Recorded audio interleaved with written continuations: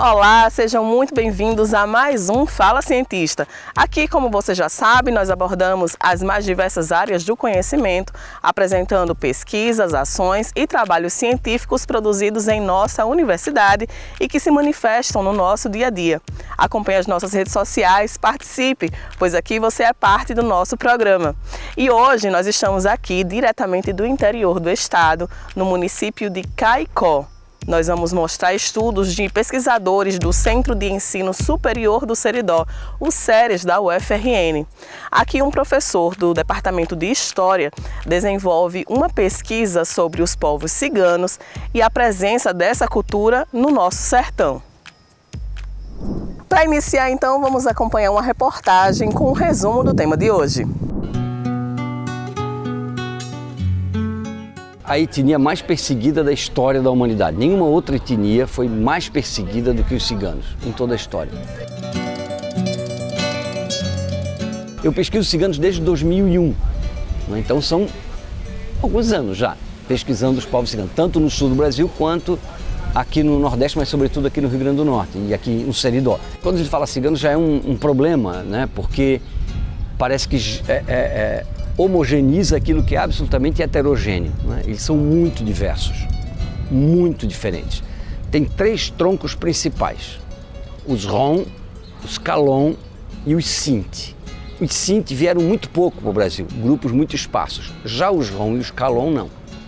Os Rom, eles vêm basicamente da Grécia e do leste europeu e se fixaram muito de São Paulo para baixo, do sudeste até o sul do Brasil. Enquanto os Calon, que vêm da Península Ibérica, se fixaram de São Paulo para cima, ou seja, basicamente do Nordeste. Então, o maior grupo que nós temos aqui, em todo o Nordeste brasileiro, são dos Calon, não é? Eles falam caló, a origem da língua é sempre romanó, não é? Eles têm um tronco básico linguístico, mas varia, não é? O que os Roma falam, o que os Sintó, os Sinti falam, o que os Calon, que falam caló, há variações dentro do próprio tronco linguístico dessas populações. São várias fases, né? A primeira fase foi a identificação desses núcleos ciganos, né? Cada grupo de ciganos tem um líder, né? Que fala pelo grupo, não que os outros não possam falar, mas normalmente eles, quem fala é tal pessoa, então você vai lá e conversa, então você tem uma noção daquele grupo. Esse foi o primeiro levantamento. O segundo levantamento foi nas fontes jornalísticas. Nós começamos a pesquisar no Labordoc, aqui no CERES, o que tinha de notícias sobre os ciganos. Encontramos uma ou outra, não é, dos jornais daqui, e todos eles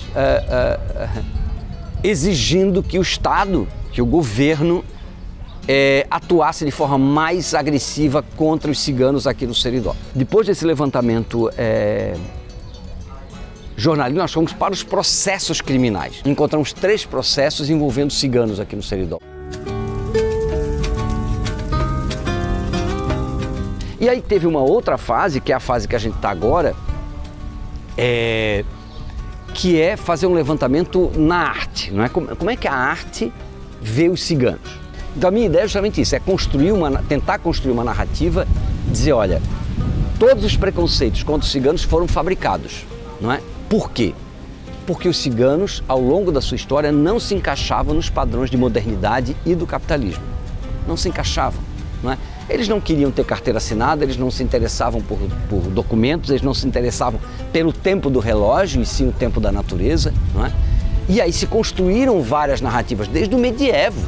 Há uma construção narrativa, ao longo da história, não é, que os desqualifica. Esse tipo de pesquisa, além de estimular outros pesquisadores para a continuidade dos estudos, serve como respaldo para órgãos públicos e instituições na elaboração de políticas públicas de inclusão.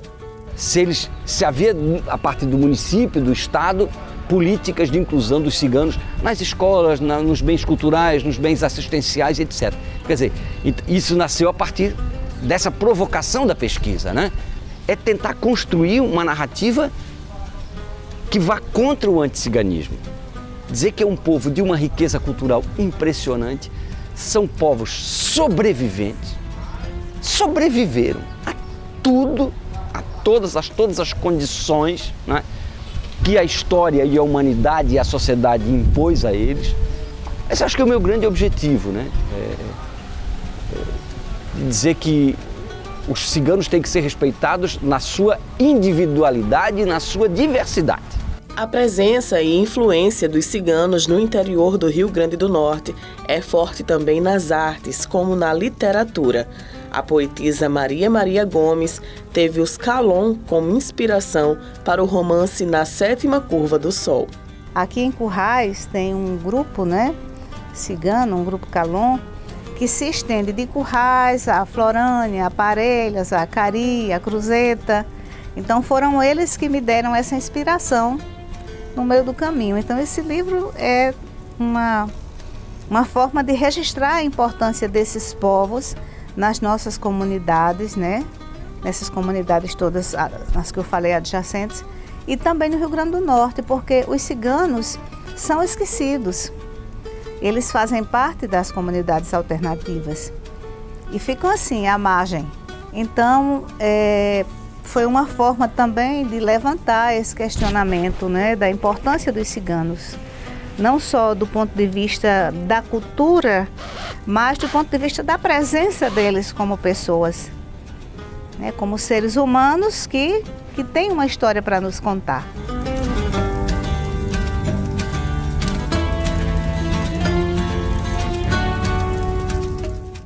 Um estudo muito relevante para desmistificar, derrubar preconceitos, não é mesmo? Mas será que as pessoas têm consciência ou refletem sobre este tema?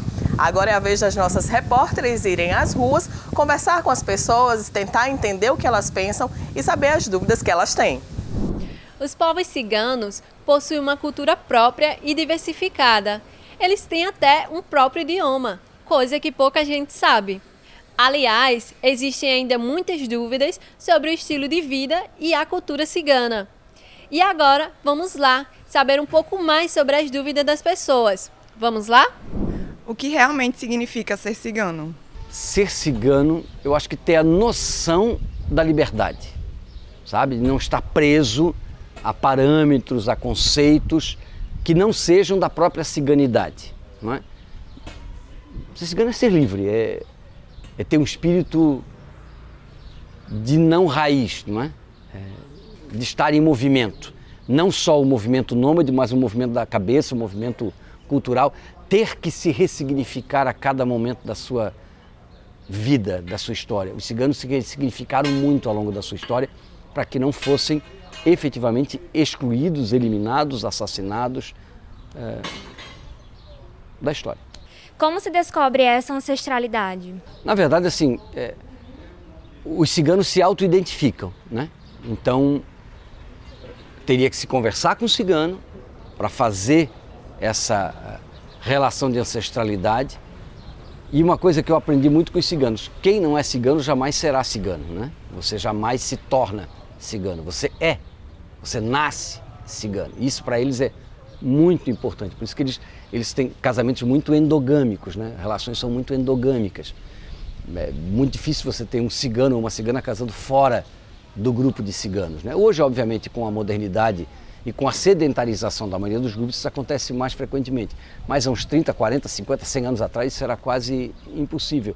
Então, na verdade, se descobre a ancestralidade convivendo com o grupo, pertencendo ao grupo, entendendo o grupo, tentando fazer minimamente uma árvore genealógica, o que é muito difícil, porque como os ciganos não têm documentos, normalmente, eles têm uma memória que não é muito longa, né? Então ele vai até, eu digo sempre que a ancestralidade cigana vai até onde a memória pega, né? Até ali eles conseguem lembrar, depois eles não sabem mais. Como vivem os povos ciganos no sertão? A maioria em condições muito difíceis, famílias muito pobres, vulneráveis, não é? Aqui no Seridó. Uma ou outra família se destaca com um pouco mais de recursos aqui, mas a sua grande maioria ainda vive em situação bastante vulnerável, não é? Como os ciganos lidam com preconceito atualmente? Ladrão, bandido, assassino, não é? Todas construções históricas, né, sobre esses povos, não é? Eu digo sempre que ciganos somos nós, só que eles são ciganos, não é? As mesmas reações e ações humanas que a gente tem, eles também têm, eles não são de outro planeta, eles são humanos como nós somos, não é? É a mesma lógica, não é? Mas, obviamente, se construíram muitos estereótipos. O cigano rouba criança, né? Isso não existe na história, né? Quer dizer, se você conhece um pouco da história do cigano, vê que o que se construiu sobre eles é uma completa bobagem, né? Não tem nenhuma... Não é verossímil, não é crível você convivendo com os ciganos. São construções, mas ainda existem muitos estereótipos que precisam ser repensados, rediscutidos, refletidos, analisados, porque nem tudo é assim. Qual a origem do preconceito contra os povos ciganos? É uma construção histórica, não é? Na verdade, acho que tudo começa com o nomadismo cigano. Quando ele começa a migrar de país em país, em várias ondas migratórias pelo mundo todo, começam os preconceitos, começam as leis anti-ciganas, não é? Começam a dizer que esse é um povo que não tem lugar, que não tem origem, que não sabe onde vem. Então ele passa a ser um povo perigoso. E como ele não era aceito nas grandes cidades, ele vai para as periferias, não é? E aí nessas periferias também há uma marginalidade construída socialmente. Isso acaba se misturando com a história dos ciganos, não é? Então, quer dizer, os ciganos não moram no centro da cidade, num prédio na Vieira Solto, entendeu? Não vive, ele vive nas periferias, né? Ele vive migrando de lugar. E é interessante porque essa questão da migração, ela não é só em grandes fluxos, né? Eu fui, por exemplo, em Florânia e aí encontrei um casal lá de ciganos, aí depois fui para Jucurutu e ele estava lá, o casal. Eu disse, mas vocês não estavam lá? Eu disse, porque a gente fica mudando assim de casa. Aí o que estava aqui foi para a nossa... Então há um fluxo constante, não é? E isso incomoda um pouco as pessoas, não é? Você nunca sabe o que ele está fazendo ali. Ele é teu vizinho, mas daqui a pouco ele não é mais, aí já é outro. Quer dizer, cria um monte de relações preconceituosas. Então acho que tudo começa com esse nomadismo constante na história dos ciganos, e isso foi se repetindo e se ampliando ao longo da história. A imprensa teve um papel muito negativo na história dos ciganos, né? Ela construiu muitas narrativas contrárias aos ciganos, né? Então, isso também, os leitores liam aquilo e, obviamente, ficavam assustados, né?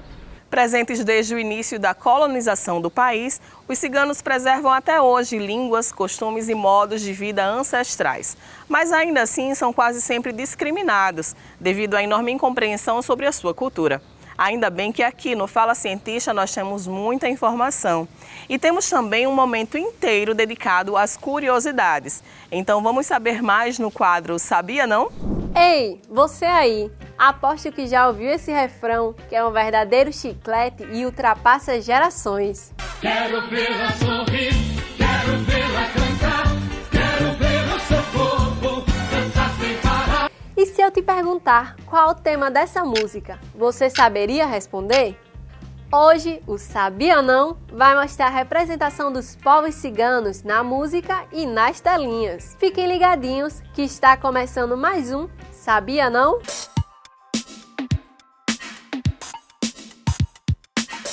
A música Sandra Rosa Madalena, do cantor Sidney Magal, é um hit que ficou muito conhecido na década de 1980. Uma parte da letra fala sobre a cigana Sandra e a sua dança encantadora. Outra composição, também muito conhecida, é Vida Cigana, do grupo paulista Raça Negra. Ela retrata uma história de amor ao estilo de vida cigano. Em geral, sempre se mudando de um lugar para o outro. Mas os povos ciganos não são inspiração somente na música. Eles também estão muito presentes nas telas do cinema e da TV. Quem não lembra do filme O Corcunda de Notre Dame? A Princesa Esmeralda é uma personagem cigana muito destemida. Ela é a primeira a fazer amizade com o Corcunda Quasimodo. E vamos falar de séries agora? Aposto que você conhece ou já ouviu falar em Peaky Blinders, não é mesmo? Na série, o personagem Thomas Shelby, descendente de ciganos, vive uma vida dedicada ao crime e às contravenções na Inglaterra do início do século XX. Talvez os mais jovens não lembrem, mas não poderíamos deixar de falar sobre a famosa novela Explode Coração, ou a novela do cigano Igor, como a ficou mais conhecida. A novela trouxe Dara e Igor, dois personagens que viviam na pele a vida de ciganos. Os dois haviam sido prometidos um ao outro antes mesmo do nascimento. A trama da novela é cheia de emoções, principalmente ao mostrar o drama de Dara, que brigava contra seu próprio povo para poder estudar, enquanto Igor era bastante dedicado aos negócios. E não acabou por aí. Na literatura, temos o exemplo do livro Romanceiro Cigano, de Garcia Lorca, um autor espanhol que escreveu poemas sobre os povos ciganos de Andaluzia, uma região ao sul da Espanha. E para fechar, a gente não poderia esquecer da cigana Carmen, personagem da ópera francesa de mesmo nome e que é considerado um marco mundial das artes. Carmen se tornou uma das óperas mais conhecidas do mundo, símbolo de liberdade e paixão.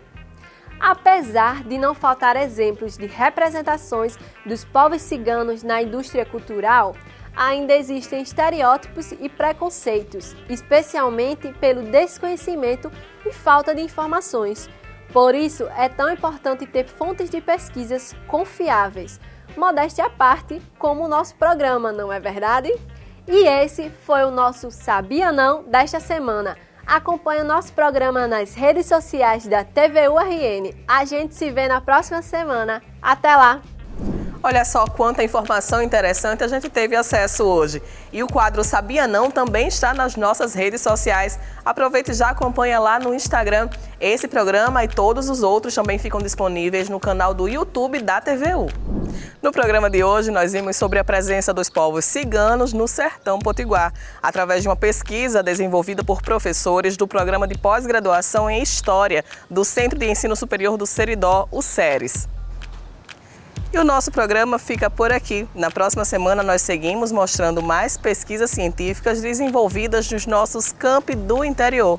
Então eu te encontro na próxima quarta-feira. Um grande abraço e até lá!